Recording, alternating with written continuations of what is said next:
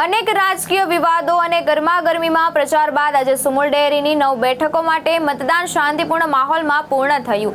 હવે 17 જુલાઈએ મતગણતરી સાથે સુમુલ ડેરીનું નવું નેતૃત્વ નક્કી થશે। સુમુલ ડેરીની 16 બેઠકોમાંથી 7 બેઠકો બિનહરીફ જાહેર થયા બાદ આજે બાકીની 9 બેઠકો માટે સવારે 9 વાગ્યાથી સાંજે 4 વાગ્યા સુધી મતદાન યોજાયું હતું। સવારથી જ તમામ મતદારો ઉત્સાહ જોવા મળ્યો હતો। બપોરે સુધીમાં લગભગ 100% મતદાન પૂર્ણ થયા હતા।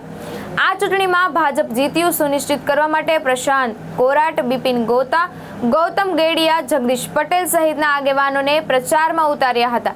જ્યારે ઓલપાડના ધારાસભ્ય મુકેશ પટેલ અને માંગરોળના ધારાસભ્ય ગણપત વસાવાને ચૂંટણીના કન્વીનર તરીકે જવાબદારી સોંપવામાં આવી હતી। મતદારોની સંખ્યામાં સૌથી ઓછા 42 મતદારો ઓલપાડ બેઠક પર, જ્યારે સૌથી વધુ 176 મતદારો સોનગઢ બેઠક પર નોંધાયા હતા।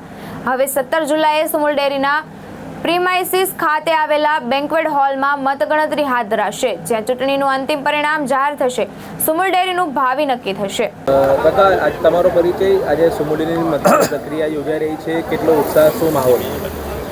હું ઓલપાડ, સુરત અને તાપી જિલ્લાની ખેડૂતોની, પશુપાલકોની જે મંડળી છે એ મંડળીમાંથી ઓલપાડ તાલુકામાંથી હું પ્રતિનિધિ ભારતીય જનતા પાર્ટી સમર્થિત પેનલમાંથી હું ચૂંટણી લડી રહ્યો છું ને મારા ઓલપાડ મત વિસ્તારમાં 39 જેટલા મતદારો છે અને મેં ચૂંટણી દરમિયાન જે 39માંથી 38 મતદારોનો મેં જે સંપર્ક કર્યો છે અને લોકોએ જે મને અભૂતપૂર્વ આવકાર આપ્યો છે એ મારા જિંદગીનો એક અવિસ્મરણીય મારા માટે પ્રસંગ બન્યો છે।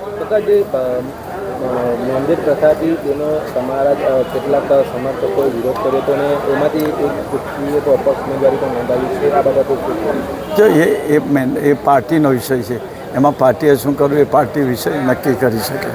તમે જીતીને આવશો તો પશુપાલકો માટે કેવા હિતના કાર્યો તમે કરશો? હું પોતે પણ પશુપાલક છું, એટલે પશુપાલકની હું વેદના સમજું છું અને એ વેદના હું મારા પશુપાલકનો ધંધો મારા બાપ દાદાના સમયથી ચાલે છે ને આજે પણ હું પૂરો ધારાસભ્ય હતો ત્યારે પણ મારી પાસે પશુપાલકનો વ્યવસાય હતો।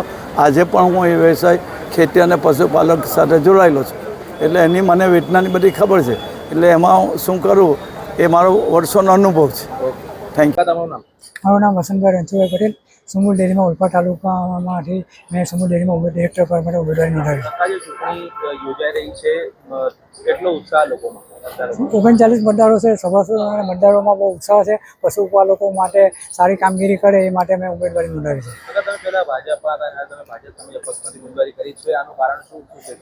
ભાજપમાં જે મેન્ડેટ પ્રથા ચાલી રહી છે, ખરેખર સરકારી પ્રવૃત્તિમાં મેન્ડેટ પશુપાલકોએ આપવાનો હોય છે કે ખરેખર મેન્ડેટ પશુપાલક અને સુમુલ ડેરીમાં લાયક કોણ છે એ પશુપાલકો નક્કી કરવાનું હોય છે। તમે કદાચ જીતીને આવો તો પશુપાલકો માટે જે પ્રકારની તમે કામગીરી કરશો, શું? પશુપાલકોને સારામાં સારા ભાવ મળે એ રીતે હું સુમુલમાં ચૂંટાઈશ તો સુમુલ ડેરીમાં બોર્ડમાં રજૂઆત કરીશ અને સારામાં સારા ભાવ મળે એ રીતની પ્રવૃત્તિ કરશે।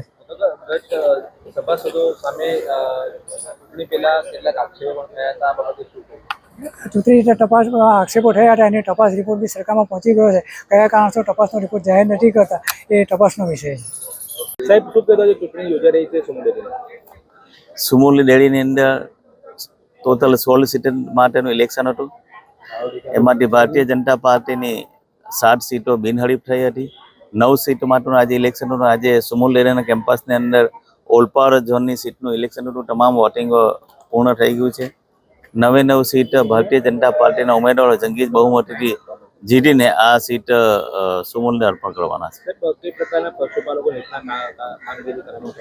જે રીતે ગુજરાત સરકાર પશુપાલકો માટે જે બધી યોજના લાવી રહી છે એની અંદર પશુપાલકોને હજુ પશુ ખરીદી શકે, દૂધમાંથી એમનું પોતાનું ગુજરાન ચલાવી શકે, એના માટે સુરત જિલ્લા પંચાયત તરફથી અલગથી બજેટ ફાળવવામાં આવ્યું છે।